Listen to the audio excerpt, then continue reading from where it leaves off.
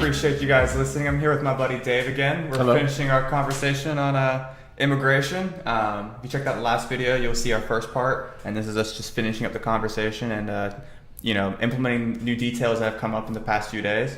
And so I just wanted to give a rough background, frame the issue a little bit so people can actually understand what's going on. So on April 6th, Attorney General Jeff Sessions ordered that the zero tolerance policy was put into place. And essentially, this would take migrants who are crossing the border without coming into an authorized entry point, and they would be, prosecuted. And the problem with that nowadays is because children can't be going to jail with their parents, the children are often separated, and that's what's caused a big issue in the past few days, weeks. Years. Yeah, it's been going on for quite a while, actually. It's just recently become a problem because the amount of children who have been taken, because they're filling up these facilities. Normally it's, they come in and they get passed back out.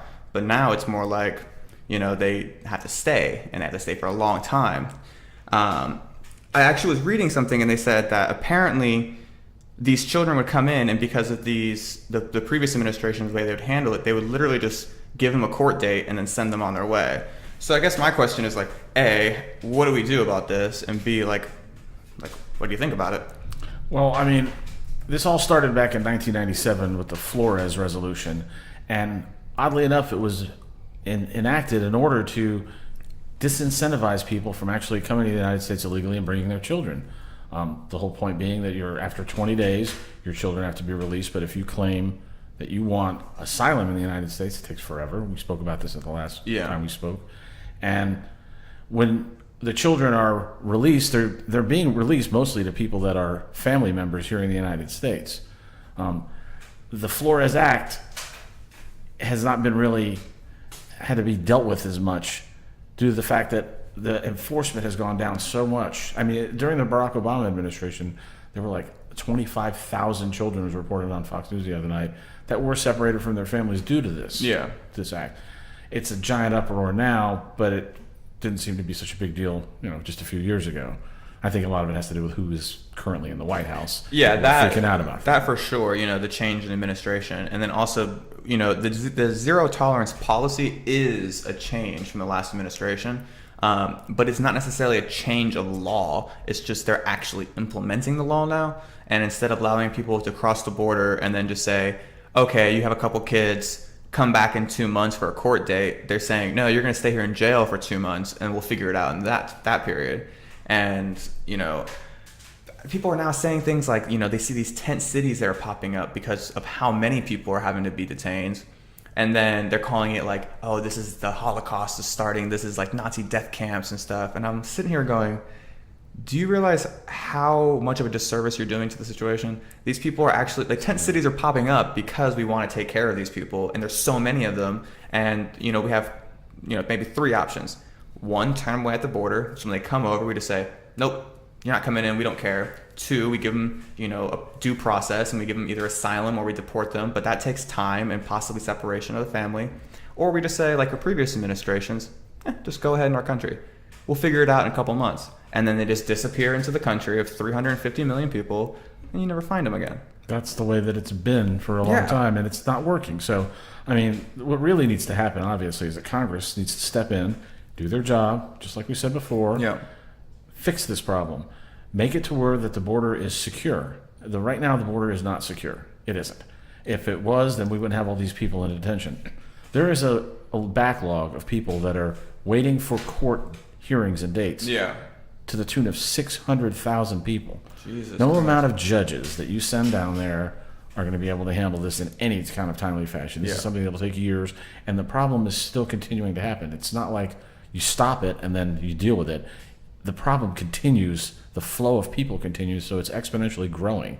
Where if somebody doesn't put their finger in the leak, it's just going to, we're going to be filled up with people. Yeah, and that kind of goes into, the DACA issue, the Dreamers and everything.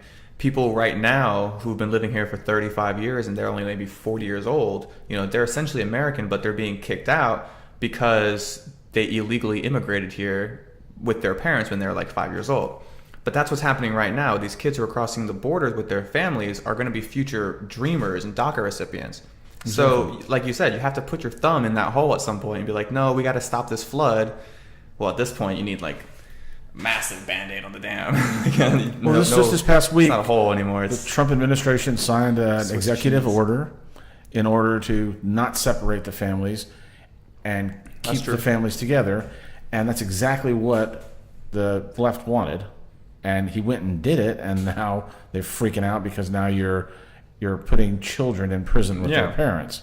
And that goes back to what we talked about before, where when your parents go to jail because they robbed some store, they don't put you in jail with them. You go into the system, but for some reason, if you're an illegal immigrant, all the laws don't apply. Exactly. You're given special treatment. And I don't understand that mentality. And then you have people in the streets protesting their own country, saying things like, we're harsh and things, and it's like, they're breaking the law. What do you do? I mean, like you said, we have two options. We can either separate the children from the parents and put them in, appropriate housing and give them appropriate facilities and stuff, or we can jail them with their parents because they're not just going to get a free ride into the country. So that option's off the table with this administration. So what do? We separate the children from the family because we're not going to put them in prison with their parents. Well, the current administration is pushing forth, and I don't know how well it's going to go over, that, like what you said before, to stop the immigration problem at the source, at the border. When these people come, say, you're not coming in.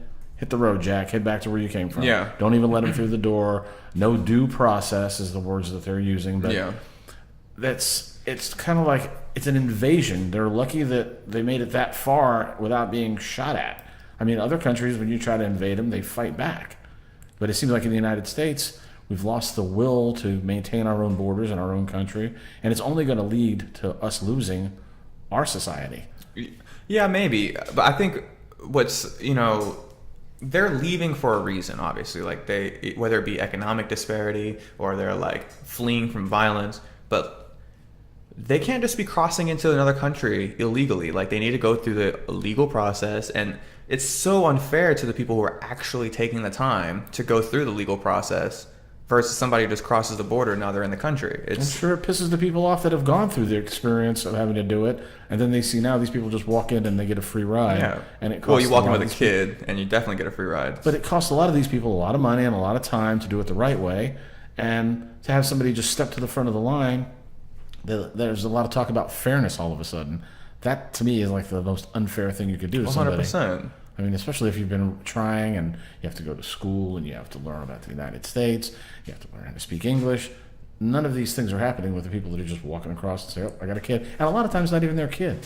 It's a kid they brought along the way, you know what I mean? Yeah, and actually there's been a couple of stories of that. I was listening to a Border Patrol agent on Fox News as well, and he was talking to the anchor about how sometimes these people aren't even related to the kids that they're bringing across. And then the question is, well, first of all, those children get separated from those adults when they find out they're not related. But then it's just, the question is, if you had allowed them, like in previous administrations, just to pass on through, oh, you got a kid, all right, come back in 2 months, we'll figure this out. What are they going to do to that kid once they cross the border? The purpose of the kid's done. Yeah. They got you through, they got you passed. Now you're not going to go to the court date, so what do you need the kid for? Especially if it's not yours. And then who knows what happens to those children? So it's fucking terrible. Those children can be trafficked from Central America against their will for all they know. Some of these little kids are like tiny; they can't even speak. Yeah, I heard a story about a 4-year-old. Can't explain it. Was just walking, and the Border Patrol agents found her, and all she had was a T-shirt with her phone number on it. A 4-year-old. And I was like, "Are you fucking kidding me?" That is no way to immigrate. I'll tell you that. No. And then it's almost that story almost feels like the whole Moses in a basket kind of thing. Like, oh, they're killing everybody. We have to just send them down the river, hope for the best. But still, that's fucking terrible. Like, that's not something you do. There are parents who are sending their children, like 14, 13, 15-year-old girls, with birth control because they know a part of the process is that they're going to be raped and assaulted. It's terrible. That's fucking terrible. And it's all of it stems 100% from the socioeconomic situation in these countries. I was looking at all the numbers of the people who immigrate illegally into the United States. The majority is from Mexico, and then you have Honduras, Guatemala. It's all these super poor South American countries. And it's because they're fleeing this problem. They see the beacon of hope at the top of the hill, and they just have to get there. but they have to get there legally. They need to stop coming in illegally and then expecting all this shit, and then somehow we're fighting our own people to like apply logic. I just don't understand The it. weird part is that a lot of these people could go to a port of entry like Nogales or a regular port of entry and claim asylum and go through the process. But where they're getting into problems is they're getting caught crossing the Rio Grande. And that's when the laws seem to get much harsher. They're not quite, the Border Patrol and the ICE people are not quite as understanding when you're crossing the border trying to sneak in as when you walk up to the border agents and Exactly. say, I'm here to request asylum. You're treated differently. And you should be. Exactly. That's like the most logical like if you want it, when I went to Europe and we left the EU, we crossed, into Serbia. And when we crossed into Serbia, they stopped the train, they collected everybody's passports, processed us. We waited like an hour and a half. They came back, gave it to us. But what they were doing is making sure, okay, who are all the people coming into our country? All right, we got you on the registry now. You can go on. That's fine. But what's going on here is just, if I had gotten on that train and then snuck around the border patrol and like maybe jumped off a train and walked across the border and got back on a train and they caught me, I would go to jail for like 10 years. It's not a place in Serbia where you want to start messing with the legal system. When we were there, actually, my buddy Timo, he had gone to the bathroom when they were picking up the passports. When he came back, they had already left, and he was like, "Oh shit! Like they don't have my passport." So when they came back to pass them all back out, they looked at him and like, "Where the fuck were you?" Like, and we're in a foreign country. We don't speak their language. They have machine guns. We don't have any of the local currency or anything. We're just passing through. And they took him off the fucking train and brought him to a station outside. And they were like, talking to him for a few minutes and, got his shit processed. Luckily, he was okay. Was he able to communicate? At least he speaks German. No, but, thank God we're Americans. We have the American passport. So we're not like, if we were from Saudi Arabia or, Iran or something, they would have been like, no. So they were looking out for their border in a very strong way. Exactly. With people with like guns and stuff, but when we display our own border patrol, it's almost as if we like vilify them in the media. And these are hardworking people with families who see these children. They often give them their toys and their last water bottles and stuff. But you want to like make them seem inhumane because they're carrying out a lawful duty, which is to protect your border. There's a lot of people out there that don't want there to be an Immigration and Customs Enforcement Agency at all. Cynthia Dixon, who's she's running for office in New York, and she was on TV, and she came right out and said, "I believe that ICE should be abolished." And I don't understand how they plan on, especially at an elected office, protecting the people if there is no police force to protect the people and remove the people that are here illegally. Yeah, and that's such an ignorant ass thing for her to say. Honestly, what the fuck? Oh, let's just get rid of ICE. That right there is a prime example of what I always say, that people have chosen ideology over logic. People just have taken this position where they're like, I'd rather just side with my team and my agenda than it is to actually apply logic. So, we think immigration control is bad right now because of the separation at the border. So let's just get rid of the entire enforcement agency. That doesn't make any sense at all. I'm glad they're not elected president. Like, it's like your roof has a leak, so you tear the house down. Yeah, no, exactly. Doesn't like, what is this? I was talking to one of my coworkers, and she said, check out this guy, Phil Robinson, the Duck Dynasty dude or whatever. Yeah. He has a 46-second clip on YouTube, and he's like out in his property, he's showing his fence, and he's like, look at this gate. I got a gate. All the liberals and stuff, they have gates and stuff around their stuff too. Why? So we know who's in and who's going. We always know who's coming in, who's leaving. And when you come onto my property, I don't know you, I'm going to find out who you are, what you want, and why you're here. It only makes sense. So why don't we apply that principle to our borders? Because it's a lot of political correctness that's going on. It's inhumane. You're a racist. Ridiculous. That's a big one. You're a racist. If you disagree at all with anyone on the left, you're a racist, Nazi, homophobe, Islamophobe, misogynist. Yep. That's every election time that comes around. That's exactly what's said. I'm old enough to know that it's like clockwork. Every time there's an election, everybody on the Republican Party suddenly becomes a Nazi. It's weird that nobody's called Donald Trump a racist until he became the president. There's plenty of pictures with him and Al Sharpton and other people that loved him. Yeah. Chuck Schumer even. And now they're distancing themselves and calling him names.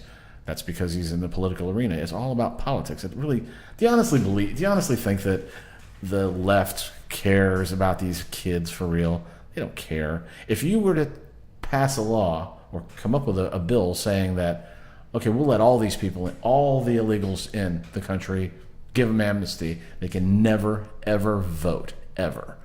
What do you think the Democrats would say? They'd say, hell with that idea. Yeah, that's true. The whole idea is Yeah. to get the voters. It's not to help the people. It's really not. Because if they wanted to help the people, they'd fix the problem. Yeah. And when the Congress is pushed and they decide, well, we hand the pen to the president and let him write an executive, basically an illegal order, because Yeah. a president can't write an executive order to override a law.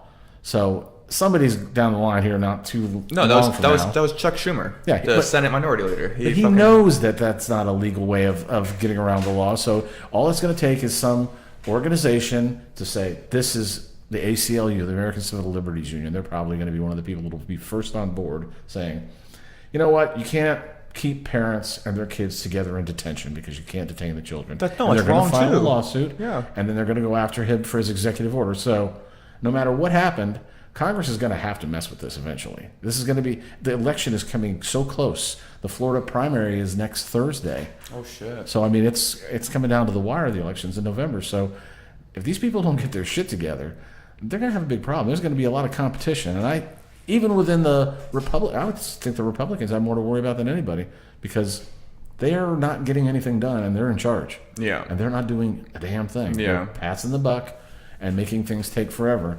And you got a guy that's coming from the business world, the president, and he's used to things being done. I tell you to do it, go do it. Don't tell me it's going to take a year and a half to go do it. Yeah. They did it with the Israeli embassy. I mean, when we moved our embassy in Israel from Tel Aviv to Jerusalem, besides the big giant stink about it, it didn't take hardly any time at all. It took a couple of months. But I saw the president giving a speech. They wanted him to sign an order for $1 billion to build an embassy in a shitty location. $1 billion. Somebody's With a getting B. paid. He said that he was halfway through writing it and said, "What am I signing?" And he made scratch that out every way he possibly could because he says $1 billion. So he calls up his ambassador to Israel and says, "How much is this really going to cost?" The guy says, 20 million, maybe? "You give me $100,000. I've already got a spot, perfect land, far away where we can guard it, protected. It's not right up by the street. We already own the land." Yeah. And he says, "How about this? I'll give you more money to do it." It's like, so they make it a little nicer. Maybe make it a little better than you would. But he's thinking the difference between a couple of $100,000 and $1 billion to build something, which would take 10 years. Yeah. I mean, to finally get It's it all ridiculous. approved, built, and it's already open. Nice. I mean, it's already open. So, I mean, that just shows how slow Congress moves by comparison to the way the business world moves Yeah. and the rest of the people like you and me. I don't understand why it takes them so long to get these things done. Well, it's because they have no fire under their ass. When say like the 9/11 happened, they passed the Patriot Act, no problem. People were just like, boom, boom, we got to get this shit done because people were really rallied up against, for that. But unless people, 60, 70, 80% of the country are all pushing for something, they don't care because it's not going to affect them and their constituency. They're doing fine. And if they're not threatened, then why do they need to waste time and effort? It's complacency. We talked about this before. You get complacent. Comfort breeds complacency. Yeah, you get lazy. It's like everything's fine just the way it is. Yeah.